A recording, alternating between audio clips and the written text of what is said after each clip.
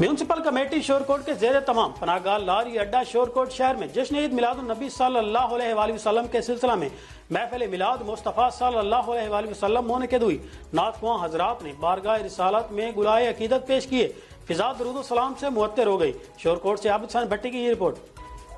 جشن عید میلاد النبی صلی اللہ علیہ وآلہ وسلم کے سلسلہ میں شورکوٹ پناہ گاہ لاری اڈا میں بھی تحصیل میونسپل کمیٹی کی جانب سے محفل میلاد مصطفیٰ صلی اللہ علیہ وآلہ وسلم کا انعقاد کیا گیا، جس کے مہمان خصوصی اسسٹنٹ کمشنر شورکوٹ فیضان احمد ریاض تھے۔ محفل کا آغاز تلاوت کلام پاک سے ہوا۔ اس کے بعد بارگاہ مصطفی صلی اللہ علیہ وآلہ وسلم میں عابد حسین، منظور حسین، مختار حسین مہروی نے نذرانہ عقیدت پیش کیا۔ علامہ مفتی نصیر الدین نصیر الحسنی نے خطاب کرتے ہوئے کہا کہ تاجدار کائنات صلی اللہ علیہ وآلہ وسلم کی سیرت میں امت کے لیے رہنمائی اور ہدایت ہے۔ آپ صلی اللہ علیہ وآلہ وسلم کی زندگی کو مجسمہ قرآن قرار دیا گیا ہے۔